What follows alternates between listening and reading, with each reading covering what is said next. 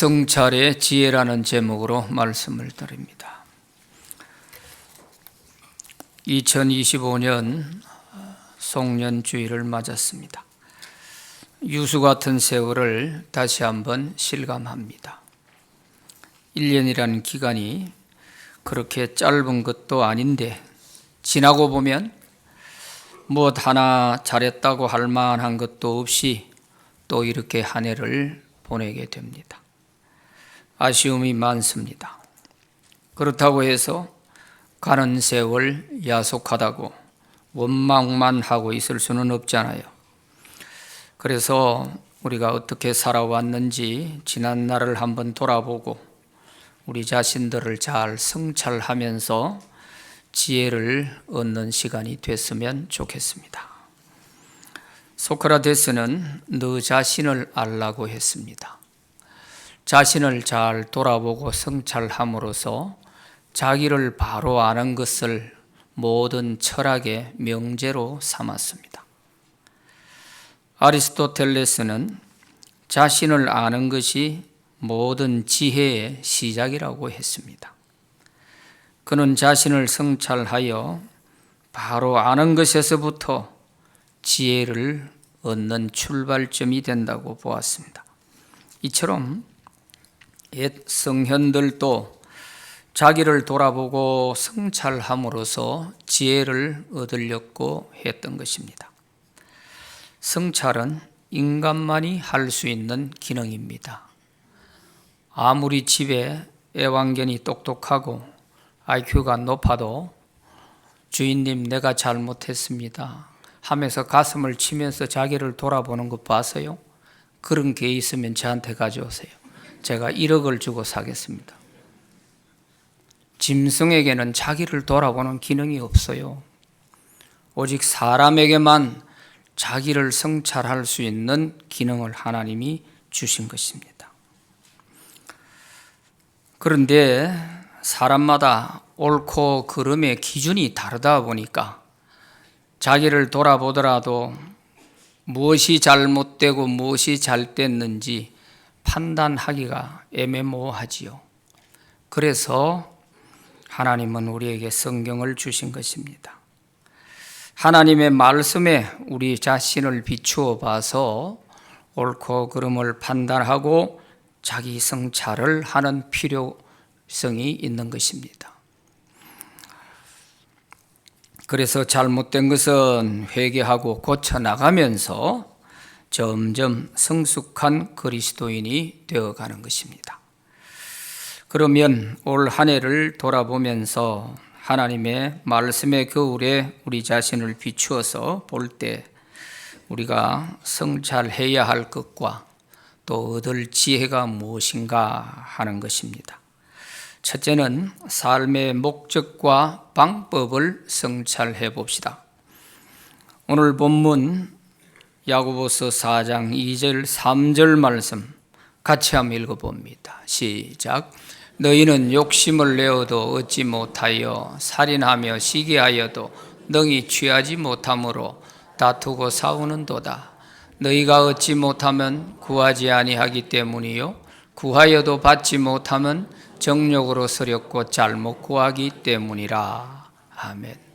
이 말씀에서 보면 목적이 잘못되면 아무리 노력해도 안 된다 하는 것이고, 목적이 잘못되고 방법이 잘못되면 아무리 인간적인 방법을 다 해도 안 된다 하는 그런 말씀을 하고 있습니다. 여기에 잘못된 목적을 지적하고 있습니다. 정욕으로 서렸고, 이런 목적이 되면 안 된다는 거예요. 또 방법이 잘못된 것을 지적하고 있어요. 너희가 그렇게 노력하고 싸우고 살인을 하면서까지 자기 목적을 이루려고 해도 아니 되는 것은 왜 그러냐? 구하지 아니하기 때문에, 하나님께 기도하지 아니하기 때문이라 하는 것입니다. 그래서 우리가 지난 한 해를 돌아보면서 내 삶의 목적이 어떻게 되었는가, 또 그 목적을 위해서 방법을 어떤 방법으로 내가 살아왔는가 하는 것을 한번 돌아볼 필요가 있는 것입니다. 열심도 중요하지만 목적과 방법이 좋지 아니하면 아무리 열심히 해도 그 열심이 소용이 없어지는 거예요. 속도가 빠를수록 방향을 잘 잡아야지. 방향이 잘못되면 빠른 속도가 오히려 더 망치게 되는 거죠. 왜? 되돌아와야 되니까요. 그래서 우리가 목적과 방법에 대해서 한번 면밀히 돌아보고 또 성찰할 필요가 있는 것입니다. 고린도전서 10장 31절에 우리 모든 그리스도인에게 있어서 삶의 목적을 분명하게 말씀해 줍니다. 같이 읽어보죠. 시작. 그런즉 너희가 먹든지 마시든지 무엇을 하든지 다 하나님의 영광을 위하여 하라. 아멘.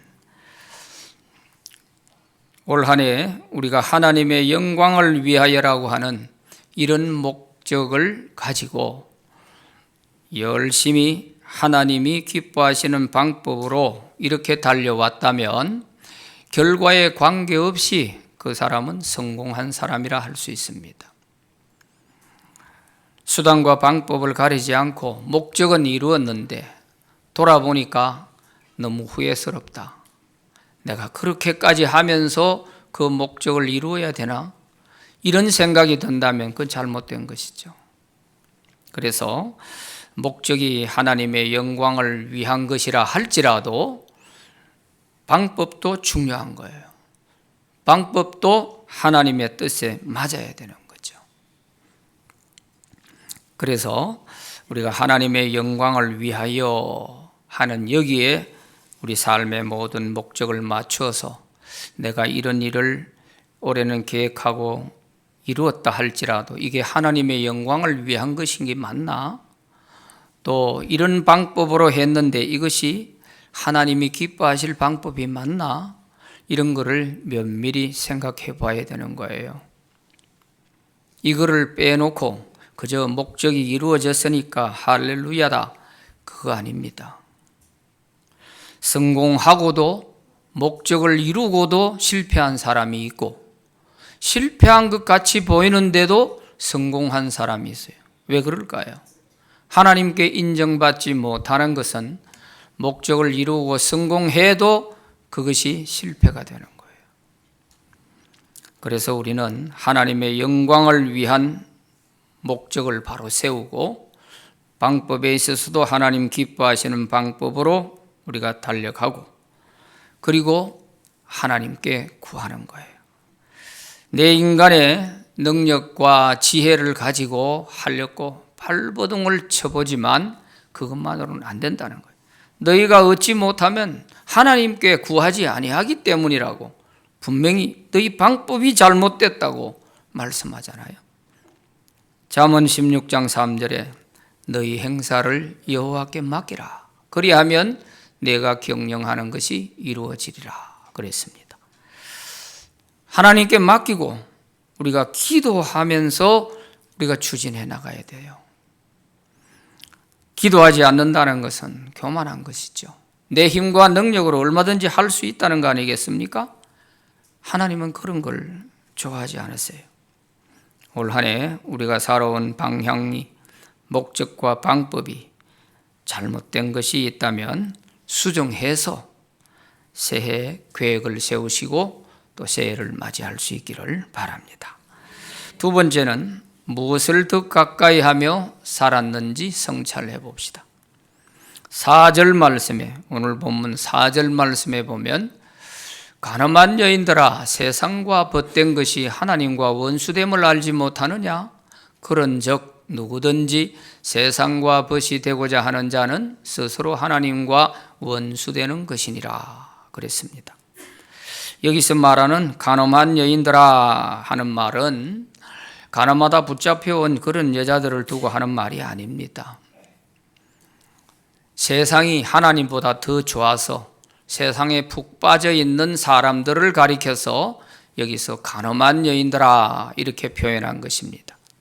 구약 성경에 보면 하나님을 버리고 우상 숭배 쪽으로 빠진 이스라엘 백성들에 대해서 바람난 여인으로 간엄한 여인으로 많이 표현을 하고 있습니다. 그와 같이 여기서 간엄한 여인들아 하는 말은 하나님을 뒷전으로 하고 세상 향락이 좋아서 세상에 푹 빠져 살고 있는 사람들을 두고서 간엄한 여인들아 이렇게 표현한 거예요. 그리고 세상과 벗된 것이 하나님과 원수됨을 알지 못하느냐 그랬어요. 세상을 친구 삼아 이렇게 좋아하게 되면 하나님과는 원수가 된다. 그런 말씀이에요. 금묵자흑, 건주자적이라는 말이 있습니다. 검은 것을 가까이 하면 내가 검은 물이 들고 붉은 것을 가까이 하면 내가 붉은 물이 든다. 그런 말입니다. 무엇을 가까이 하느냐에 따라서 내가 그렇게 영향을 받게 되는 거예요. 세상을 가까이 하고 친구 삼아 지내왔다면 내가 하나님을 닮는 것이 아니고 마귀를 닮아가는 거죠.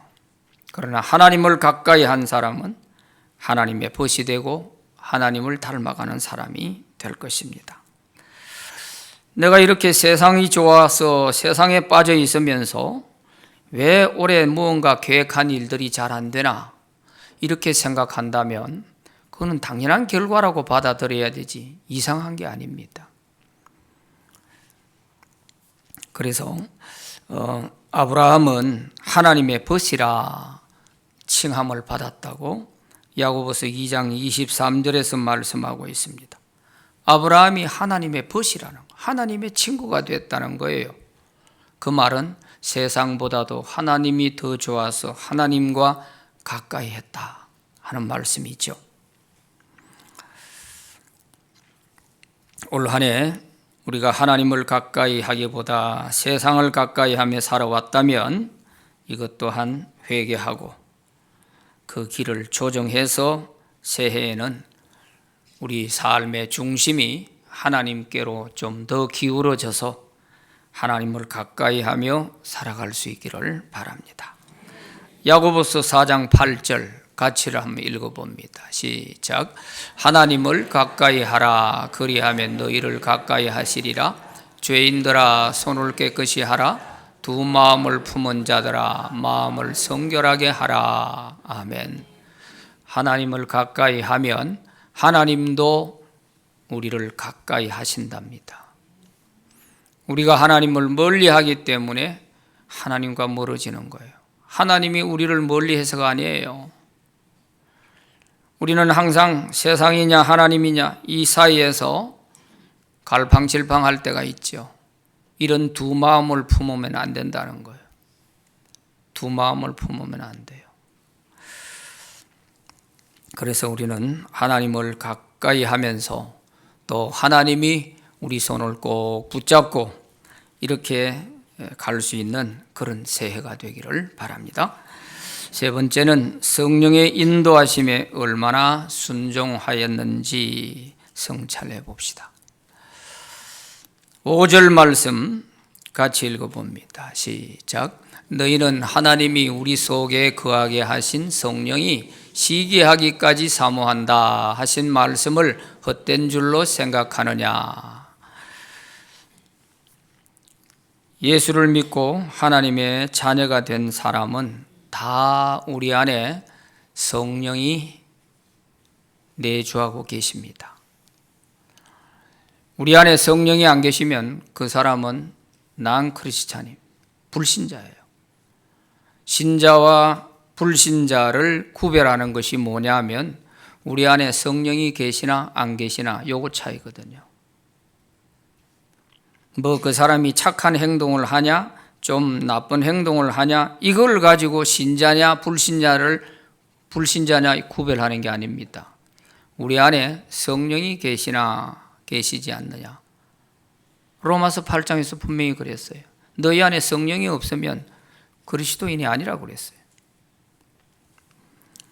오늘 이 말씀에서 너희 안에 계신 성령이 시기하기까지 너희를 사모한다.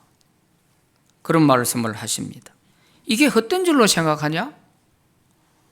전혀 성령의 인도하심에 관심 없이 살아가는 사람에게 하는 말씀이에요.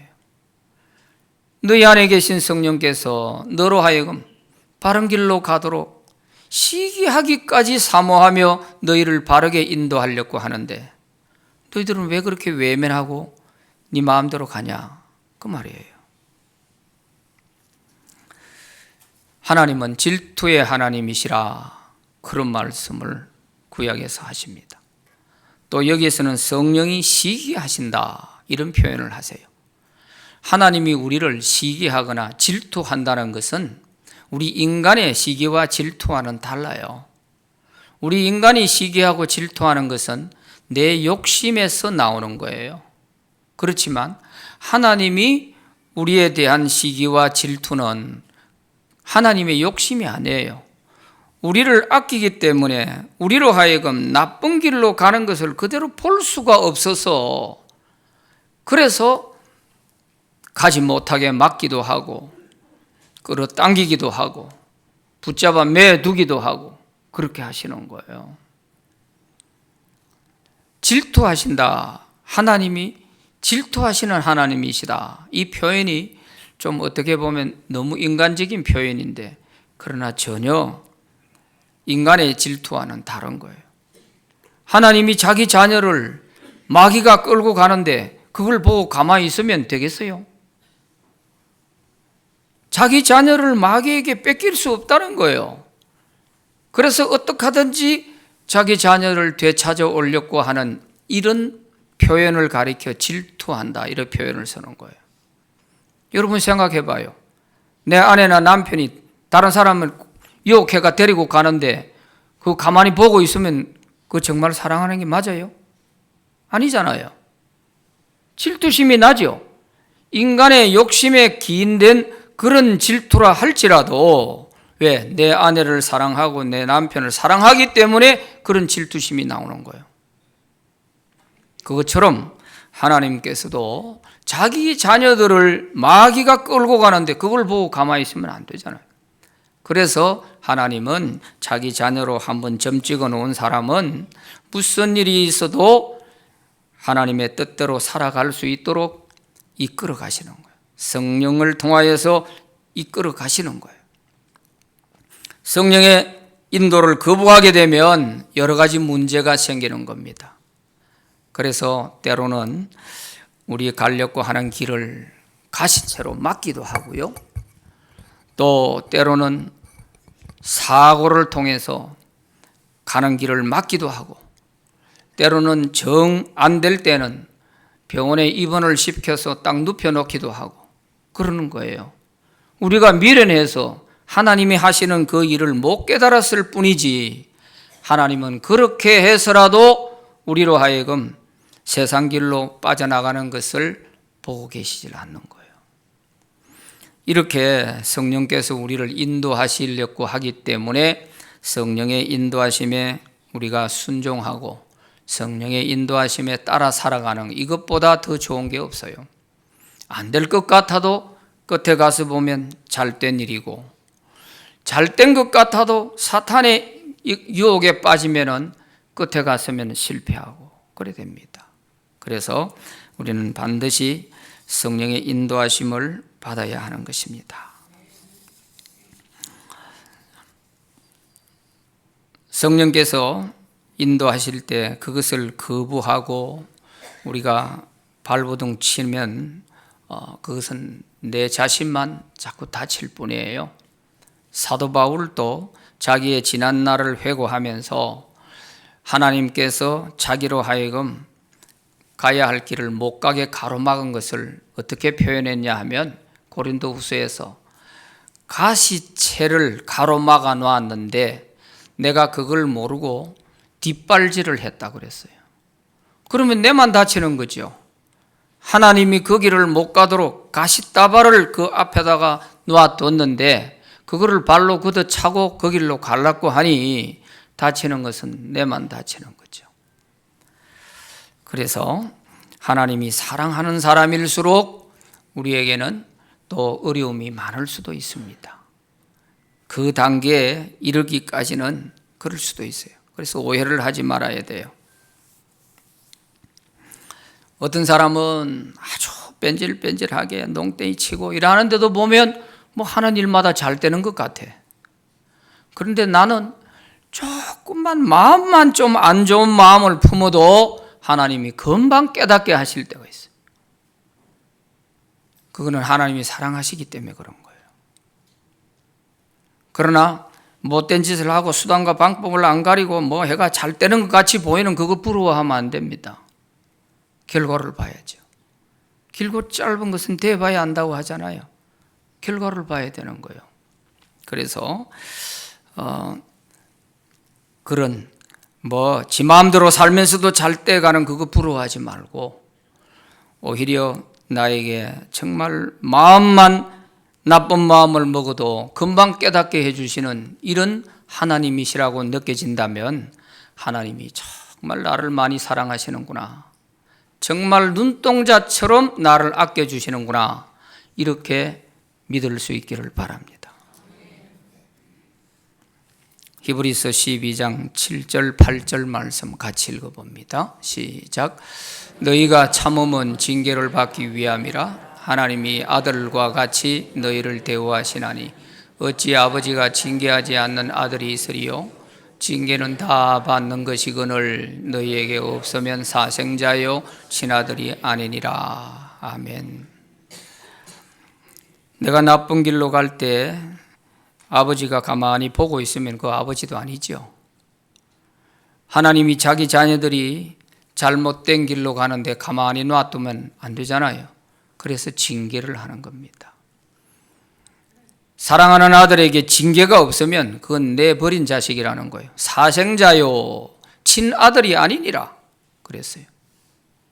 그러니까 우리가 조금만 나쁜 길로 가도 금방금방 하나님이 그 길을 가로막고 돌아오게 하는 것은 정말 감사해야 될 일이에요. 감사해야 될. 그러나 간 크게 살아왔는데도 아무 일이 없다? 그런 사람 좋아하지 마세요. 금방 깨닫게 될 것입니다. 모아놨다가 맞으면 더 많이 맞아요. 그래서 우리는 항상 하나님의 징계도 감사하게 깨달을 수가 있어요. 깨닫는 지혜가 필요한 거예요. 자기를 돌아볼 줄 모르면 이런 깨닫는 지혜를 얻지를 못해요.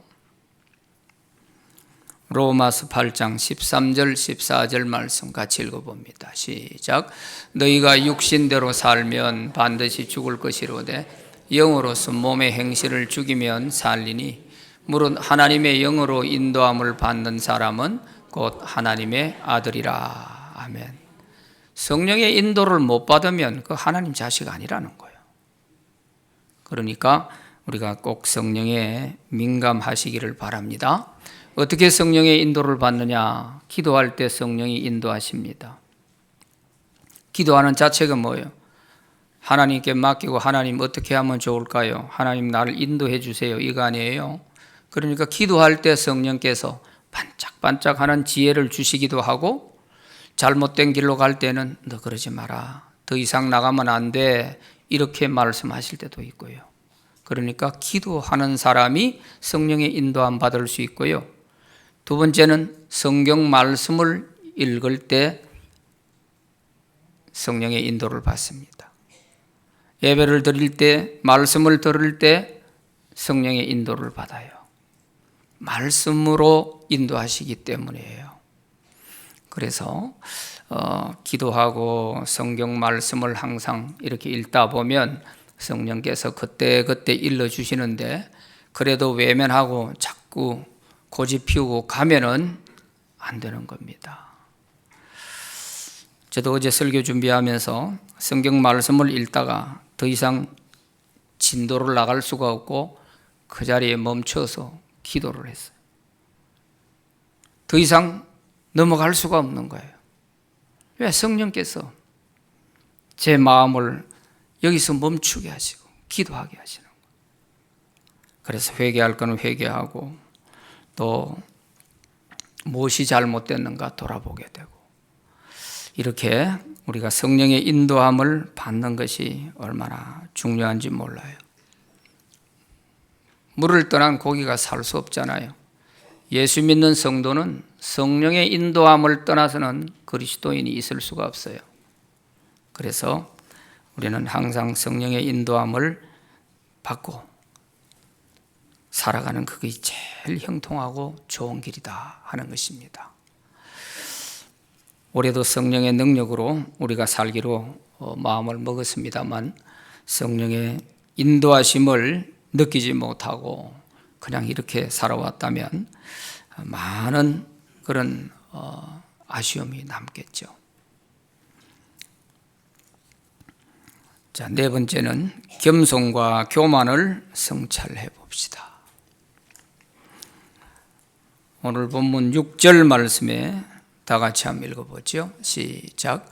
그러나 더욱 큰 은혜를 주시나니 그러므로 일러스되 하나님이 교만한 자를 물리치시고 겸손한 자에게 은혜를 주신다 하였느니라. 아멘. 이 야고보서는 신약 성경의 잠언서라고 하는 별명을 갖고 있습니다. 구약의 잠언만이 아니고 신약의 그리스도인으로서 우리에게 주는 잠언과 같은 말씀이다 해서 이 야고보서의 별명이 그래 붙어 있어요. 이 말씀 보세요. 겸손한 자에게 더욱 큰 은혜를 주시고 교만한 자는 하나님이 물리치신다 그랬어요. 그렇다면 올 한 해 내가 정말 은혜를 많이 누리면서 살아왔다. 참 감사한 일이 참 많다. 이런 생각이 들면 여러분들이 겸손하게 살아왔다 하는 증거가 될 것입니다. 그러나 올 한 해는 왜 이렇게 힘드는지 별의별 사람들이 시비를 걸고 발목을 잡고 별의별 사람들이 다 부딪힌다. 좌충우돌하며 살아왔다. 이런 생각이 들면 혹시 내가 교만해서 그런 것은 아닌가 한번 돌아볼 수 있기를 바랍니다. 교만한 사람에게는 부딪히는 게 많아요. 교만한 사람에게는 적이 많습니다. 어디를 가도 적이 있어요. 어디를 가도. 여러분 국회에서 하는 거 보잖아요. 여당 야당 시절에 자기들이 교만해가지고 자기가 절대로 자기는 안 그럴 것 같은 사람이라고 생각하고 막말을 막 퍼부어대던 사람이 이제 여당으로 바뀌어가지고 보니까 입장이 다르거든. 그러니까 엉뚱한 소리 또 하는 거예요. 이거 우리가 많이 보지 않습니까? 그냥 교만하면 안 되는 거예요. 교만하면. 그래서 성 어거스틴은 우리 기독교인의 첫째도 둘째도 셋째도 겸손이 덕목이라고 그랬어요. 첫째도 겸손이요, 둘째도 겸손이요, 셋째도 겸손이라는 거예요. 그래서 우리가 겸손하게 되면 적이 없고 평탄한 삶을 살게 될 줄 믿습니다. 또 하나님이 더 큰 은혜를 부어주실 줄로 믿습니다. 물은 낮은 대로 흐르지 않습니까? 은혜는 반드시 겸손한 자에게 가게 돼 있어요. 미국의 유명한 정치인 벤저민 프랭클린이라고 하는 사람이 있어요.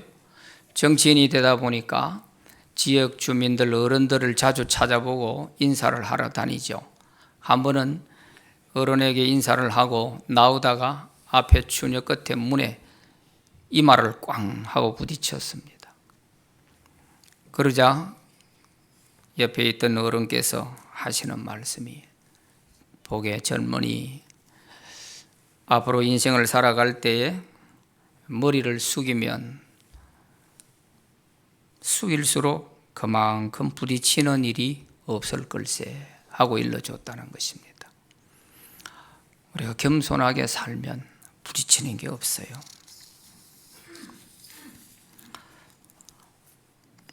올 한 해 한번 잘 돌아보시고 우리가 겸손 때문에 겪지 않아야 할 그런 힘든 일들이 있었다면 그것은 반드시 시정해서 새해는 살아가야 될 것입니다. 내가 무시를 당하거나 외면을 당하거나 또 무시당했다고 마음이 상한 적이 있다면 곰곰이 생각해 보면 다 내가 겸손치 못해서 그런 거예요. 교만한 사람은 점점 사람들이 외면하게 됩니다. 그 사람 가까이 가기가 싫은 거예요. 그러나 겸손한 사람 곁에는 늘 사람이 많이 모이게 돼 있어요. 이제 올 한 해 돌아보시고 우리 삶을 한번 잘 성찰해 보십시오. 혹시 목적이 잘못되고 또 방법이 잘못되지는 않았는지, 내가 왜 이렇게 힘들었으며 또 왜 이렇게 부딪히는 게 많았는지 하는 것들을 한번 돌아보시기 바라요. 하나님을 가까이 했는지 세상을 가까이 했는지 이것도 한번 돌아보시고, 성령이 인도하시려고 하는데도 자꾸 거부하고 내 마음대로 가다가 어려움을 당하지는 않았는지 잘 한번 우리 자신을 성찰해 보시고, 그래서 내년에는 더욱더 주님 기뻐하시는 하나님의 자녀들로서 복되고 형통한 삶을 살아갈 수 있게 되기를 바랍니다. 기도하겠습니다. 하나님 아버지, 감사합니다. 하나님이 주신 은혜는 한없이 크고 많습니다마는